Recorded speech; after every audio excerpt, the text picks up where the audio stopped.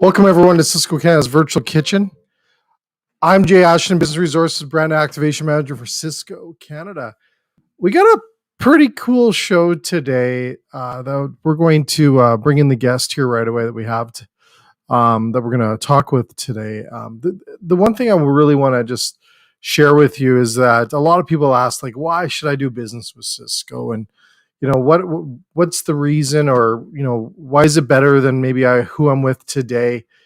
And today we're going to bring in our business development team, a few folks from our team across Canada, to really share with you what the 5 W's are. Like, why is it important to possibly work with Sysco, and how's that going to drive my business forward? So we're going to get them in here right away, and it's going to be a great discussion. So I hope you can enjoy it, and we'll be back here in a second.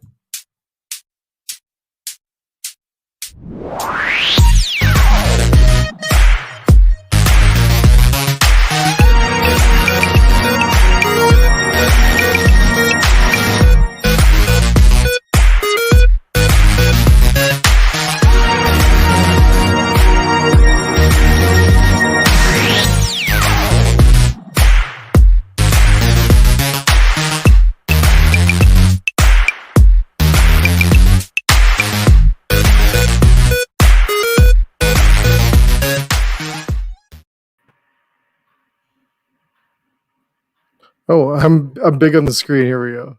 That's the wrong button.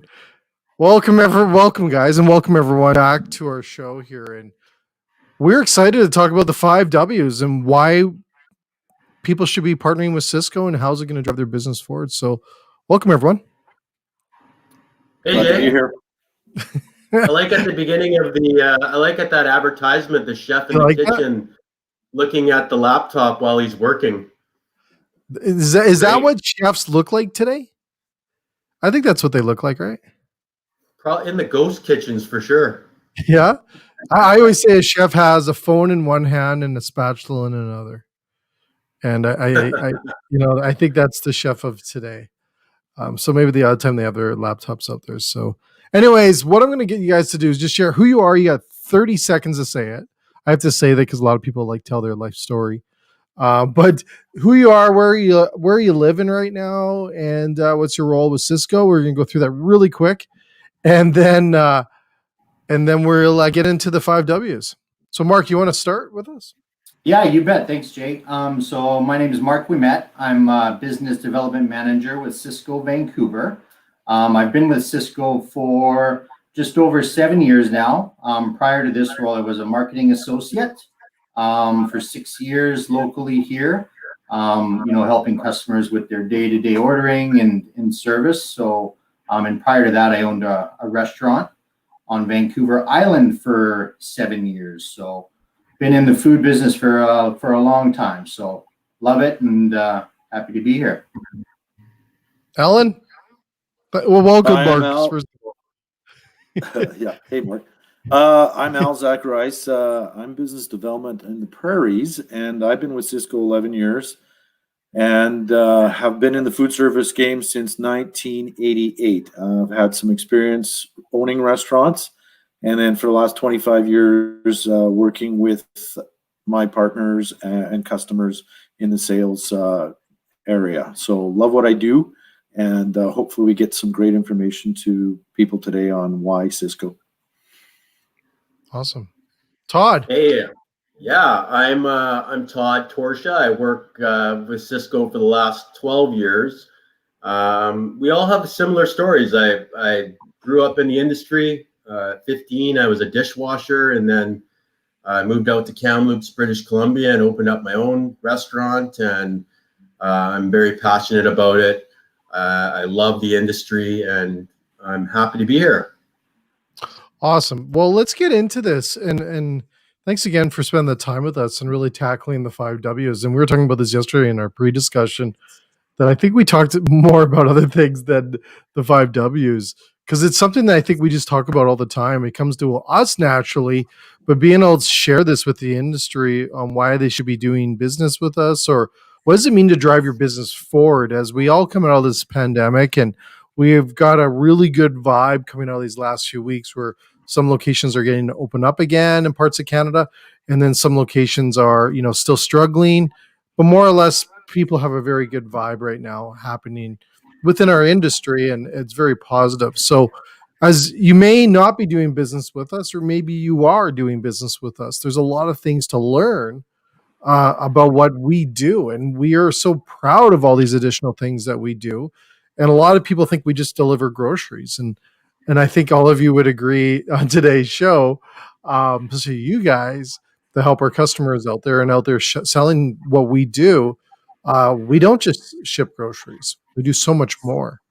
And I want to start with that. So what do you guys think about that? What do you think is so, let's start off with which W. So why? Let's start off with the big why. So why Sysco? Who wants to tackle that one first?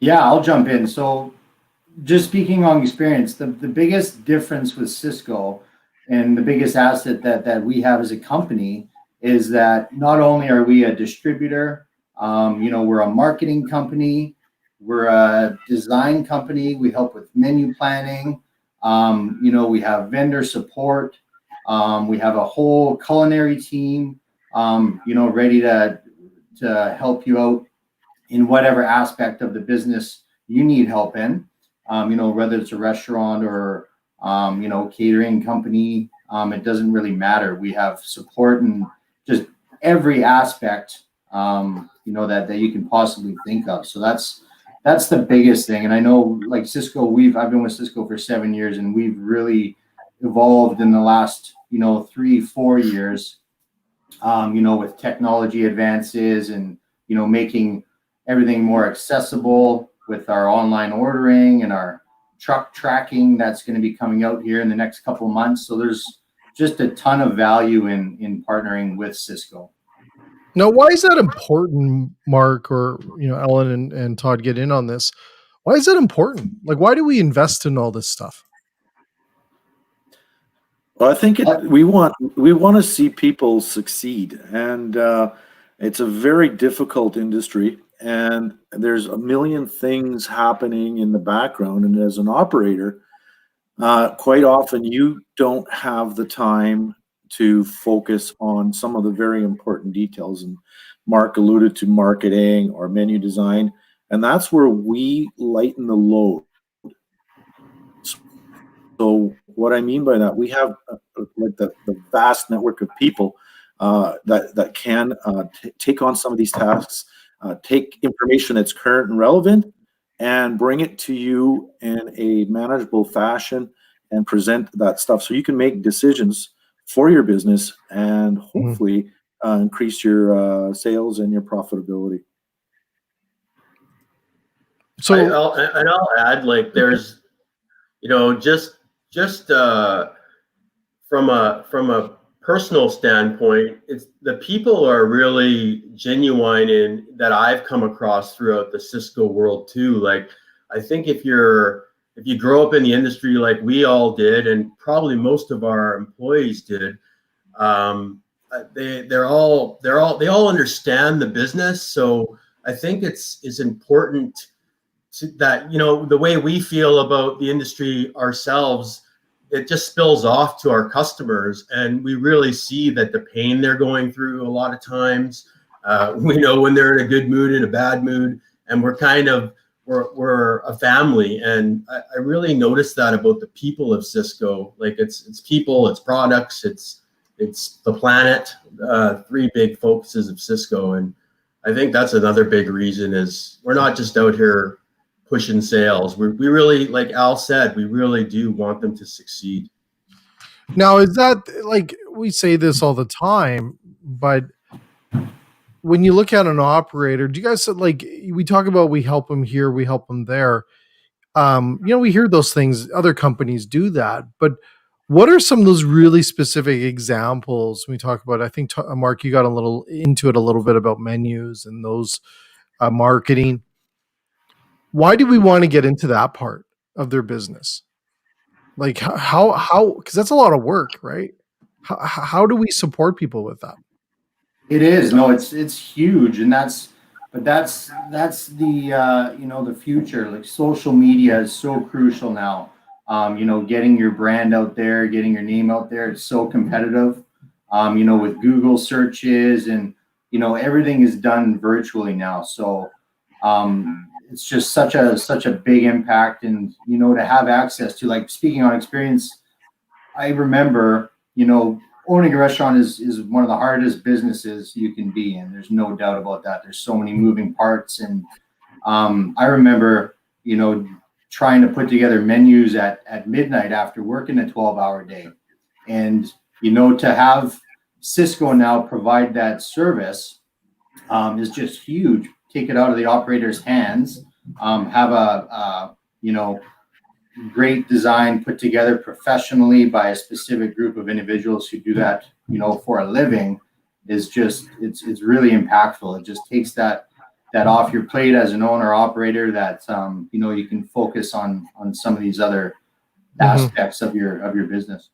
And So- I don't want to like trash the menu design thing at all in any way. I just think that a lot of times customers, like when I did menus, it was kind of fun to do, and it was, you can design it the way you want it to, and but like what Mark's saying is the work that goes into it is so much. But not only that, I don't necessarily know all the tricks and the trades to designing a menu properly so that it's a profitable piece of your business.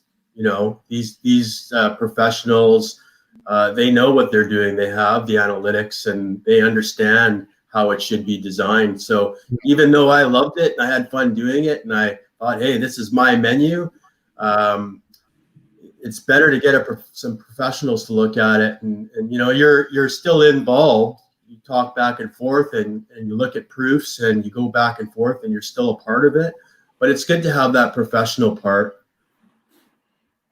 I agree. Alan, would you say that you learned a little bit since you owned your restaurants back in the day on menus and other things that you didn't know now? Absolutely. And it's actually quite fun and enjoyable to be part of the process. And just even like menu psychology, where things are placed, how to, it's a marketing tool. And if you don't maximize that piece, whether it's online or in your customer's hands, you may be leaving money on the table. And that's one of the biggest things I learned, that you can actually guide people to a dining experience, and also maybe potentially buy your most profitable items and helping your bottom line. So have learned a lot. Would you be still in the gig maybe, Alan, if you knew what you know now? So Loaded I love question. saying that. yeah, I love that question, Jay. And I've often thought of this over the last 10 years after experiencing 200 or 300 of the business resource sessions that we plan out for our customers. And I recall like just struggling day to day. I actually hired a consultant. I had somebody do my menu for me. It cost big bucks. I had no idea at that time where, like, I spent a lot of money advertising with different publications, and this is more. I think we just started getting a website back then, so it was more paper and stuff like that, and radio. And I look at all the mistakes I made, and I think if I would have had that same guidance today back then, I might still be running in the food service game as an owner and operator. So that's how impactful the current programs and services and resources are, I believe, right now with Sysco. Mark, would you be in the game still? Yeah, that's a tough one. I do miss that side of it, but it's grueling, and that's why I love this industry, and I love working with operators on a daily basis, because it is a passion of mine, and I sympathize with how hard they work and how demanding it is. But it's fun to work with Sysco, because we keep evolving, and we just have so many resources at our expense to help these these customers with, especially through these times. This last year has been really tough, so it's nice to be able to help out in basically every aspect of their business right now. So the one thing I want to get into, and thank you for that comment there, Mark, is I agree with you, and I think back of the days, and it's been 20 some years since I've been in the gig, and I made a lot. You talk about mistakes. I made a lot of mistakes, Alan. Like you're saying mistakes. Oh, I bet you I made more mistakes, but that's what gave us the fact that I learned when I helped build the BR department for customers for Canada. Was the fact it wasn't the success in the restaurants I had success with. It was the ones I failed with. I didn't want to see other operators go through those different things like that. Because it's not fun. It's not fun. I always said it's not fun watching the invoices change color on your desk, right? They change color because they get more serious with the color, I think, as they go forward. But it's definitely exciting to help. And I think that's the big thing I like about we talk about our industry and what we do is we actually, and I think, I don't know if it's what you said or Mark, maybe it was you, but it's the people that we hire. It's the people that are visiting or working with our customers. They all have a rooted interest of helping people and helping the industry. And I find that very exciting to be able to work with those people and to hear the stories of the amazing things they do. Leads me into the next W. Who? Who should do business with us? Who are those people? Big question there for you guys. Who would you say? Todd, you want to jump on this one? Well, you know what? Given the pandemic, that's opened up quite drastically for us in the last year. Sysco's obviously lots of restaurants went to half capacity, and they're trying to do a lot of takeout, and so we kind of had to transform. But we've been reaching out to help out lots of. I mean, even the retail sector, we've helped out a little bit, and schools are a big one. Hoping to help schools with lots of different kind of, the nut allergy and all these different kinds of things. Care homes are a big one. And, it's not only restaurant specific. We're everywhere. And I mean, we're even tackling things like daycares and stuff like that to help them and not just to sell, but we've got sanitizers and face masks. And, when the pandemic was rolling strong, Sysco was right on top of getting these codes created for some of these things that people needed outside of our industry. Mm-hmm. Alan? Yeah, and I'd like to add to that too. Those are good points, Todd. When especially during the pandemic and currently, we reached out to a lot of different groups, and I would say the Indigenous and First Nation population, we spent a lot of time helping them with food security, also pandemic-related sanitizing equipment and so on. We've developed some awesome new relationships with these communities, and we're looking forward to forging relationships down the road as well. So that was really cool. And one of the other things was just presenting alternative revenue streams and participating in launching them. That was a big push with about, I think we touched about 150 customers who were either fully closed down or partially closed down, and we helped them find dollars to keep their business going. And that to me was so impactful. And I know there were tears of joy for many a person once we were able to help them navigate a new revenue stream like pop-up retail opportunities.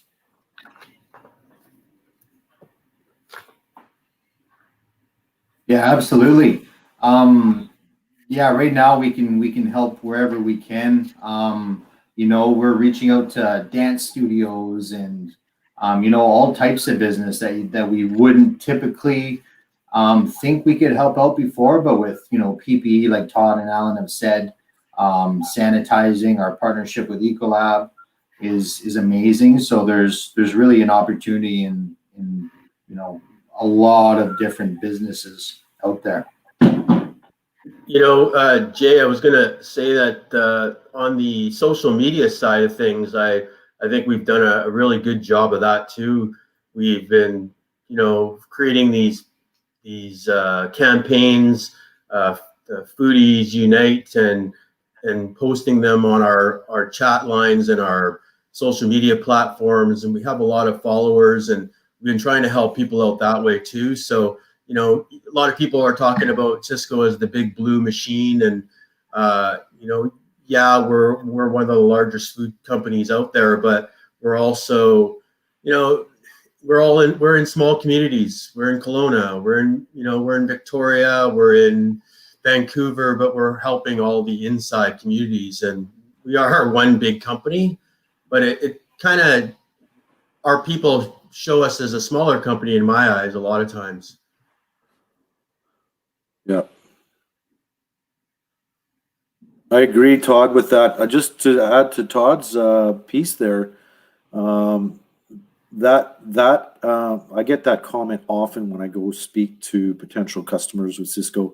They say, "Hey, you are a big corporation," and I just look around at my coworkers. Here in Canada, I think we've got probably 2,000 to 3,000 people. Each and every one of them do live in the community, and I know as a company that we want to support local businesses too. So each of our offices find local provincial partners to work with, whether it's Mel the honey guy to Annie's the pierogi maker, and these are great success stories, and often these businesses thrive because of their association with Sysco. So another great piece. And you hear this all the time, just on the social feeds and stuff, is that we don't support Canada. Like, we're not Canadian, and the amount of Canadians that we have working for Canada and the amount of products we bring in from Canada is enormous. That is just not true. We're a huge Canadian company. Yeah, we do have our roots down in the U.S. market, but up here we do our things differently, and we do them Canadian as well. And we hire thousands of Canadians across this country. That I like, Todd, how you said in these small communities. I'm in a small community, and I know a lot of other people are in small communities, and it's great that we do that, right? We know what that, we know companies that do that don't really survive in this Canadian market very well. And I think it's a big thing that we are Canadian, and we're proud of it, and we support. And it's very big that a lot of people just don't know that. No, it's true. Right. So we got into why. What did we talk about? What's so? What is Sysco? Do you want to talk a little bit more about the what's or the where's? Right. Where are we located across this country to help? Who wants to jump on that one? Alan? Okay, so yeah, we are located in basically every large city in Canada, and it's really easy to reach out and connect with us. One of the things with the W's, I'd like to go on the how, actually speak a little to that. When I speak to people who are using our competitor, I always encourage them to be forward-thinking and open-minded when I speak to them about maybe setting up a potential meeting to discuss what we talked about today, and potential having the ace in the back pocket. You may have an existing relationship with your supplier, but there's what if scenarios. Things change, people change. So it's good to have an understanding of what we can do for your business and how it works. And even if you don't go with us, you now know more about Sysco, and you can make an educated decision for your business with knowledge that that we've imparted to you. So yeah. Yeah, no, that's big. If I can just touch on that too, Alan, that's a great point, because even if you're not a Sysco customer and you're happy with your suppliers, that's fantastic. I like to keep in touch, with as many people as I can, just to provide them with information. And it doesn't matter if you're a Sysco customer or not. We're always here to help. Whether it's you're looking at takeout packaging or you want sampling on, new items or new trends, we're here to help whether you're a customer or not. So that avenue is always open. If you want marketing help, anything like that, I'm always reaching out to people. And I know a lot of associates do that as well. It's not only for our customers, but potential customers, because, things do change quickly in this industry. So, it's always good to keep that communication line open. I think it's important nowadays as we move into these phases of possibly, and I say this very knock on wood, getting back into a new normal, right? The new normal, and deciding, why would I go to Sysco as I open back up? Or, there's been such an attention on local and supporting local. And I think there's a part there that we don't discourage that, right? It's one thing, like we had on our show last week, some local people that have their own companies, and I thought it was a great way to show that we really want to support all parts of the industry and create a fan base with Cisco, and create fans of what we do. And it's really weird in a way. It's like we were this big company, but we have all these small hearts of our communities, and who we work with. And I think it's the unfortunate part is that we're just really big, because that works. Yeah. So let's get into one more W here, guys. I think, Alan, you went with the how, which is not quite a W, but we'll let you slide. And when. So when's a good time? When's a good time? Let's get into that one. That W. When's a good time? Is it now Yeah, or so I can jump in on this one because, in Okay. 2007, when the recession hit, that was a huge changing point for me as a business owner. It was, times were tough on Vancouver Island, where our restaurant was. It was, we depended hugely on tourism, and that was completely gone. So we really had to shift, and that's when Al Smith, our associate out there, really wrapped his arms around us and gave us solutions. And we weren't filling our restaurant with dine in, so we had to kind of shift to the takeout model, which is very similar to what's been going on the last year. So yeah, right now is an amazing time just to talk to us. We can help with that side of things, with takeout, setting up grocery stores in restaurants and whatnot. There's so many things that we can do right now to help. We have toolkits, we have all sorts of resources and people, at your disposal to help you right now. So now is an ideal time, just like it was in 2007, 2008, when times were tough as a restaurant owner then, and they are now as well. So Yeah, and I'll add to that. Over the past few months, I haven't had so many customers say that they were so thankful for my help and our culinary team's help. When they're struggling, not only in the business, but trying to find employees is a tough thing, and getting people to work in this environment.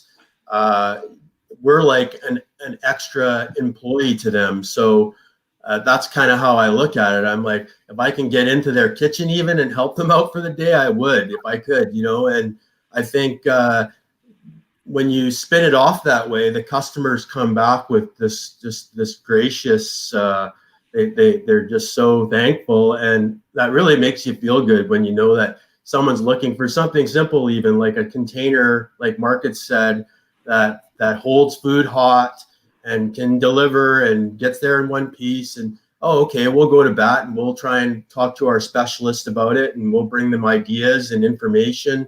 Or if they're looking for a unique bun, we get our culinary specialists involved, and we have this team that surrounds us that says, this customer needs help and they have a problem.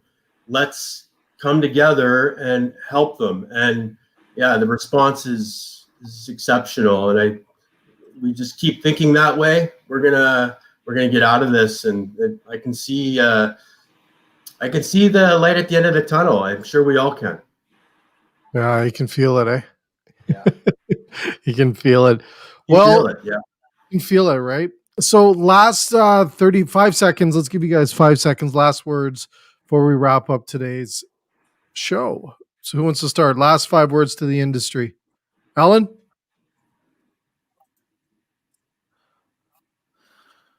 Give us a try. You won't be disappointed.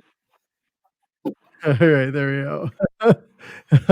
Will you help non-Cisco customers? Was a question Barry had. Great question, Yeah, Barry. absolutely. We step up to the plate all the time. Like over the course of the many years, often it takes almost a decade sometimes to get a customer to win over to Cisco. During those periods, we often leverage our assets and share information, knowledge, and whether it's our culinary teaming coming on site or having them come down when pre-COVID allowed us to come down to our kitchens, we would definitely be available and we'd share. And there'd be no cost attached to it. It would just be no strings attached. Again, see what we can do. In fact, some people I've personally given some really good points where they've saved thousands and thousands of dollars just based on some great timely advice and sharing some knowledge from our team. So yeah, we love doing that. Great question, though. Great question. So Todd, 5 seconds, buddy. I would just have to say, not everybody knows everything. We don't know everything, and lots of people get into the restaurant industry thinking that it's going to be easy, and they get in a position where they need help. We're here to help you, and I think we have to be looked at more than just somebody that sells boxes. We really want you to succeed. We need you to succeed, and that's as plain as I can put it. Yeah. Like that's pretty. It's not that plain, Todd. So Mark, last words. Oops. Yes, sir. Yeah, the biggest thing, in conversations that I have with potential customers is they don't think they're big enough for Cisco, or they don't, think they meet the minimums required to deal with Cisco, and that's the farthest thing from the truth. We specialize in independent businesses, small business. Your local cafes, coffee shops, whatever type of establishment you have. There's no business too small. So if that's what's holding you back, then, feel free to reach out anytime. Cisco.ca is a great resource with all sorts of information, but we're happy to help. Whether you're big, small, we're here for you. So. I love that. And that's a really good point. A lot of people think, we see that a lot on the comments coming through on social, is, I'm too small. And that's not the case. We work with every size that's out there. And that's what I think is awesome as well, because we learn a lot from, the small mom and pop restaurants in a rural setting to large ones. We learn so much. And I think, I forget who said that. Todd, like when you said we don't know it all, and we don't. But we will find it for you, and we try hard finding those answers for you. Especially now, it's changing every day. With COVID and the way people have to run their business, is everybody's learning as they go. It's like building the plane in the air. I've heard that term so many times lately, and that's exactly what it is. That is so true. We are definitely building. The last year has been building a plane, right? Well, gentlemen, it's been an absolute pleasure letting us talk about the 5 W's of what makes Cisco really a company you may want to look at partnering with to help you drive your business forward. And I think it's important that we have these discussions, we have these little chats to really share all these amazing little gems that we have within our company, and how we are really big, but we're really got these small hearts of helping people, or big hearts, small minds of helping people out there. And I can't thank you guys enough for being on today's show. Thanks for having me. Thanks for having us, Jay. Awesome. Well, for everyone else, we'll be back tomorrow. Talk about, really looking at how much we care. We have a customer, hopefully 2 tomorrow on our show, to hear their story over this last year and all the amazing things they've done, and all the, the hard things that they probably have had to do. We have them on our show tomorrow. So hopefully everyone can tune in tomorrow at 11 a.m. Eastern time. and listen to our customer stories. And I think it's going to be awesome to hear what they have to say. Awesome. Well, thanks again, guys. We'll see you later. See ya. Thanks, everyone.